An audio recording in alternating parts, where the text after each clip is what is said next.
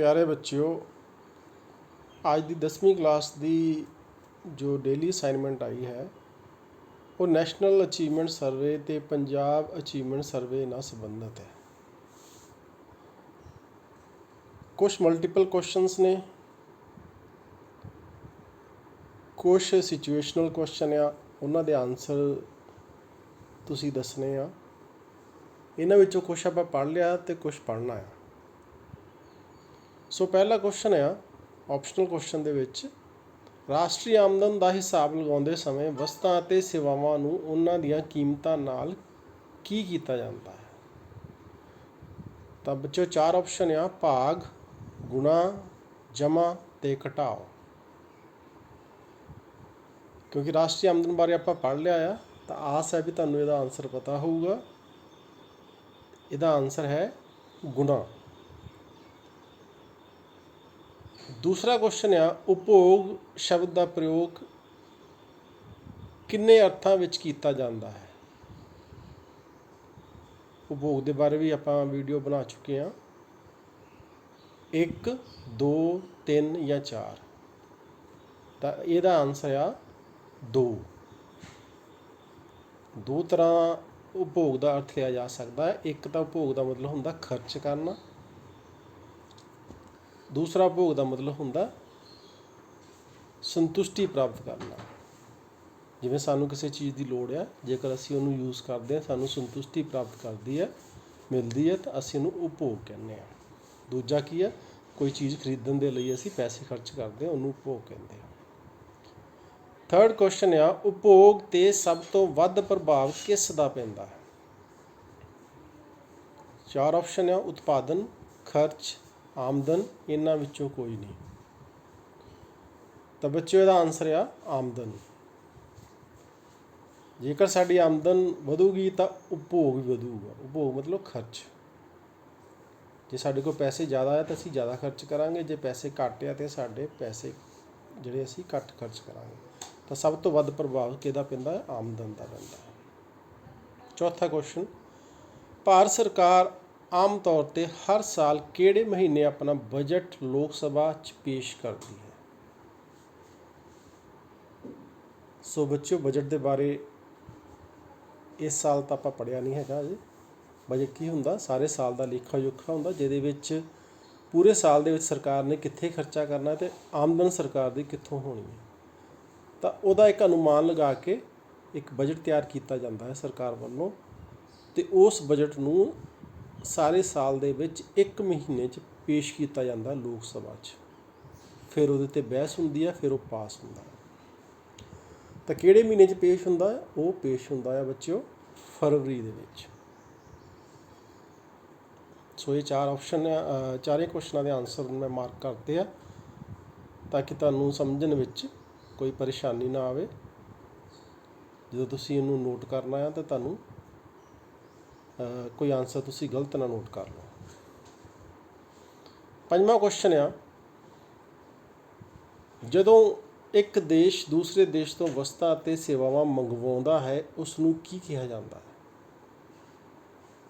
हुंदा की है बच्चों, बहुत सारिया चीज़ां साडा देश पैदा करता है, पर फिर भी बहुत सारिया ऐसिया चीज़ां रह जांदियां जो सानूं दूजे देशों तो मंगाउणियां पैंदियां, या साडे देश दे विच वो चीज़ां थोड़ियां पैदा हुंदियां ते अपनी लोड़ नूं पूरा करन लई असीं बाहरले देशों तो वो चीज़ां मंगाउंदे आ।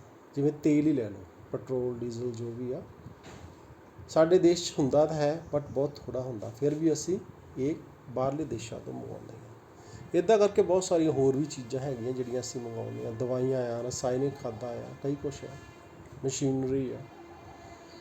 तो जिहड़ी चीज़ असीं उन्हां तो अपने देश विच मंगाउंदे आ उन्हूं असीं की कहने आ, आयात, निर्यात, उत्पादन, आमदन। चार ऑप्शन दे विचों ऑप्शन साडा हैगा पहले वाला आयात। जिवें बच्चों आया शब्द आ, आए तो ही आपां लै लैना भी बाहरों साडे वल आया, याद करना सौखा हो जाएगा। नैक्सट क्वेश्चन आ, राष्ट्रीय आमदन किसी देश के आम निवासियों की डैश समय की आमदन होंदी है। तो राष्ट्रीय आमदन जिहड़ी आ वो किन्ने समय की आमदन होंदी है, सानूं पता आ। ਗੱਲ ਆਪਾਂ ਪਹਿਲਾਂ ਕਰ ਚੁੱਕੇ ਹਾਂ, ਰਾਸ਼ਟਰੀ ਆਮਦਨ ਬਾਰੇ ਵੀਡੀਓ ਦੇਖ ਚੁੱਕੇ ਹਾਂ। ਤਾਂ ਰਾਸ਼ਟਰੀ ਆਮਦਨ 1 ਸਾਲ ਦੀ ਗੱਲ ਕਰਦੇ ਹਾਂ, ਜੋ ਅਸੀਂ ਰਾਸ਼ਟਰੀ ਆਮਦਨ ਦਾ ਹਿਸਾਬ ਲਾਉਂਦੇ ਹਾਂ। ਅਤੇ ਆਨਸਰ ਦੇਖੋ ਵਿੱਚ ਹੈਗਾ 1 ਲੇਖਾ ਸਾਲ। ਹੁਣ ਲੇਖਾ ਸਾਲ ਕਿਹੜਾ ਹੁੰਦਾ ਇਹ ਤੁਹਾਡੇ ਲਈ ਜਾਣਨਾ ਜ਼ਰੂਰੀ ਆ। ਲੇਖਾ ਸਾਲ ਬੱਚੇ ਹੁੰਦਾ, ਵੈਸੇ ਤਾਂ ਆਪਾਂ ਸਾਲ ਲੈਂਦੇ ਜਨਵਰੀ ਤੋਂ ਲੈ ਕੇ ਦਸੰਬਰ ਤੱਕ, ਪਰ ਲੇਖਾ ਸਾਲ ਕਿਹੜਾ ਹੁੰਦਾ? ਲੇਖਾ ਸਾਲ ਹੁੰਦਾ ਆ 1 ਅਪ੍ਰੈਲ ਤੋਂ ਲੈ ਕੇ 31 ਮਾਰਚ ਤੱਕ, ਉਹਨੂੰ ਅਸੀਂ ਲੇਖਾ ਸਾਲ ਕਹਿੰਦੇ ਹਾਂ। ਠੀਕ ਹੈ, ਯਾਨੀ ਅਪ੍ਰੈਲ ਤੋਂ ਲੈ ਕੇ ਅਗਲੇ ਸਾਲ ਦੇ ਮਾਰਚ ਤੱਕ ਜਿਹੜਾ ਸਾਲ ਆ ਉਹਨੂੰ ਅਸੀਂ ਲੇਖਾ ਸਾਲ ਕਹਿੰਦੇ ਹਾਂ, ਯਾਦ ਰੱਖਿਓ। 7th ਕੁਐਸਚਨ ਆ, ਰਾਸ਼ਟਰੀ ਆਮਦਨ ਕਿਸੇ ਦੇਸ਼ ਦੇ ਆਮ ਨਿਵਾਸੀਆਂ ਦੀ ਡੈਸ਼ ਸਾਧਨਾਂ ਤੋਂ ਅਰਜਿਤ ਆਮਦਨ ਹੁੰਦੀ ਹੈ। ਰਾਸ਼ਟਰੀ ਆਮਦਨ ਦੇ ਵਿੱਚ ਕੀ ਕੁਛ ਆਉਂਦਾ ਆ? ਲਾਭ, ਵਿਆਜ, ਲਗਾਨ ਅਤੇ ਮਜ਼ਦੂਰੀ, ਉਪਰੋਕਤ ਸਾਰੇ। ਤਾਂ ਇਹ ਚਾਰੇ ਚੀਜ਼ਾਂ ਆਉਂਦੀਆਂ। ਆਪਾਂ ਪਹਿਲਾਂ, ਕਿਉਂਕਿ ਸਾਡਾ ਪਹਿਲਾ ਟੌਪਿਕ ਹੀ ਰਾਸ਼ਟਰੀ ਆਮਦਨ ਦਾ ਸੀਗਾ, ਉਹਦੇ ਵਿੱਚ ਚਾਰੇ ਚੀਜ਼ਾਂ ਆਉਂਦੀਆਂ। ਚਾਰੇ ਚੀਜ਼ਾਂ ਤੋਂ ਪ੍ਰਾਪਤ ਆਮਦਨ ਜਿਹੜੀ ਆ ਉਹਨੂੰ ਅਸੀਂ ਰਾਸ਼ਟਰੀ ਆਮਦਨ 'ਚ ਸ਼ਾਮਲ ਕਰਦੇ ਹਾਂ। 8ਵਾਂ ਕੁਐਸਚਨ ਆ, ਆਮਦਨ ਵਧਣ ਨਾਲ ਡੈਸ਼ ਦੇ ਵਧਣ ਦੀ ਸੰਭਾਵਨਾ ਹੁੰਦੀ ਹੈ।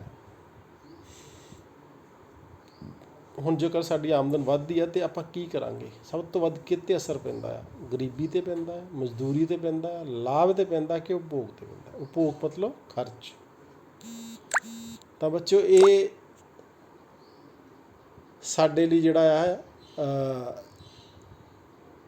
ਜਾਣਨਾ ਜ਼ਰੂਰੀ ਆ, ਕਿਉਂਕਿ ਜਦੋਂ ਸਾਡੀ ਜੇਬ 'ਚ ਪੈਸੇ ਹੋਣਗੇ, ਜੇ ਸਾਡੇ ਕੋਲ 10 ਰੁਪਏ ਆ ਤਾਂ ਅਸੀਂ ਉਸ ਹਿਸਾਬ ਨਾਲ ਖਰਚ ਕਰਾਂਗੇ, ਜੇ 100 ਰੁਪਈਆ ਤਾਂ ਅਸੀਂ ਵੱਧ ਖਰਚ ਕਰਾਂਗੇ। ਤਾਂ ਜਦੋਂ ਵੀ ਆਮਦਨ ਵੱਧਦੀ ਆ ਤਾਂ ਉਪਭੋਗ 'ਤੇ ਜਿਹੜਾ ਵਧਣ ਦੀ ਉਹਦੀ ਸੰਭਾਵਨਾ ਹੁੰਦੀ ਹੈ। ਤਾਂ ਆਹ ਚਾਰੇ ਕੁਐਸਚਨਾਂ ਦੇ ਆਨਸਰ ਬੱਚੇ ਲਿਖਤੇ ਆ, ਆਯਾਤ, ਲੇਖਾ ਸਾਲ, ਉਪਰੋਕਤ ਸਾਰੇ ਅਤੇ ਉਪਭੋਗ। ਅੱਗੇ ਸਿਚੁਏਸ਼ਨਲ ਕੁਐਸਚਨ ਹੈ, ਯਾਨੀ ਇੱਕ ਸਿਚੁਏਸ਼ਨ ਬਣਾਈ ਗਈ ਆ, ਤੁਹਾਡੇ ਅੱਗੇ ਹਾਲਤ ਰੱਖੀ ਗਈ ਆ, ਉਹਨੂੰ ਤੁਸੀਂ ਦੇਖ ਕੇ ਆਨਸਰ ਦੇਣੇ ਆ। 9ਵਾਂ ਕੁਐਸਚਨ ਆ, ਗੋਪਾਲ ਦੇ ਪਿਤਾ ਜੀ ਦੀ ਸਾਲਾਨਾ ਆਮਦਨ 5 ਲੱਖ ਰੁਪਏ ਹੈ, ਜਿਸ ਵਿੱਚੋਂ ਉਹ 3 ਲੱਖ ਰੁਪਏ ਵਸਤਾਂ ਅਤੇ ਸੇਵਾਵਾਂ ਉੱਪਰ ਖਰਚ ਕਰ ਦਿੰਦੇ ਹਨ।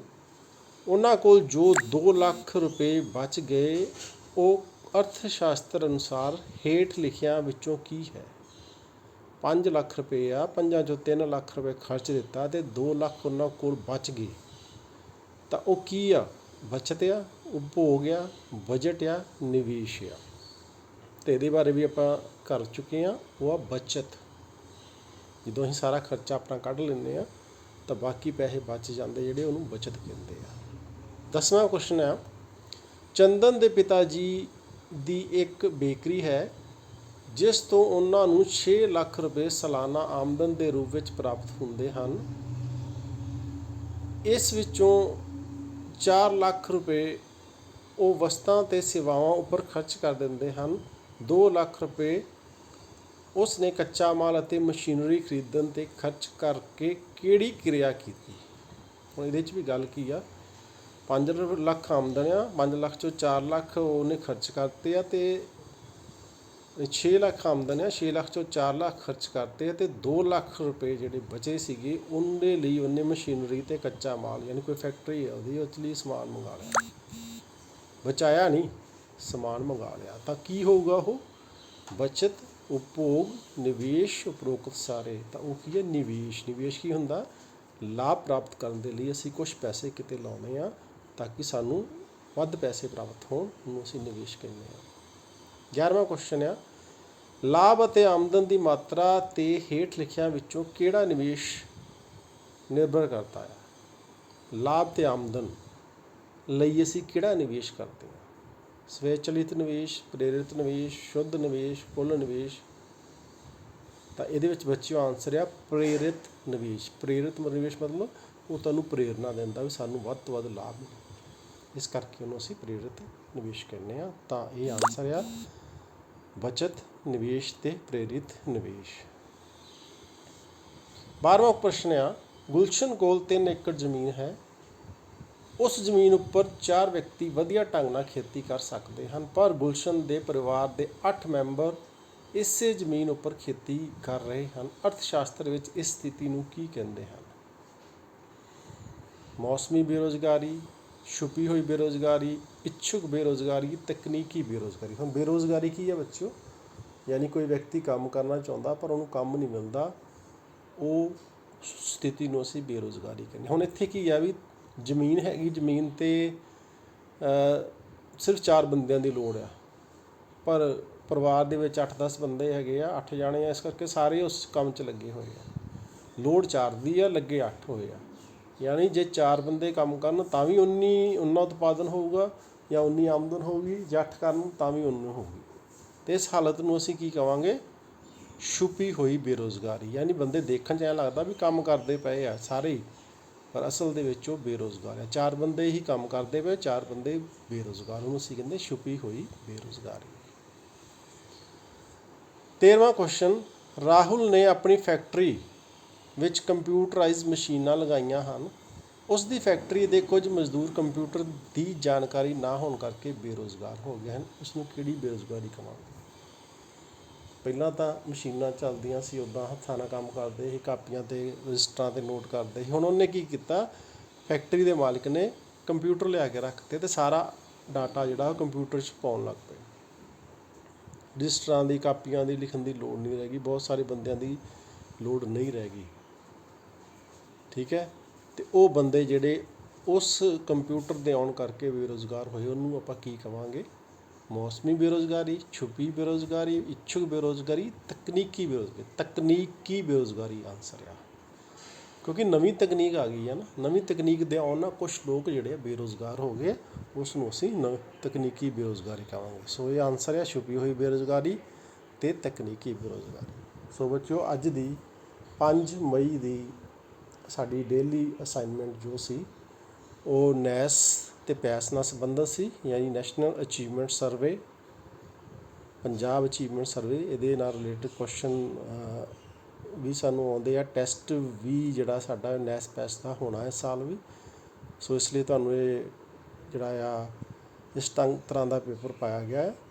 ਤੋ ਆਪਣੀ ਕਾਪੀ 'ਤੇ ਨੋਟ ਕਰ ਲਓ, ਧਿਆਨ ਨਾਲ ਸਮਝੋ ਇਹਨੂੰ। ਧੰਨਵਾਦ।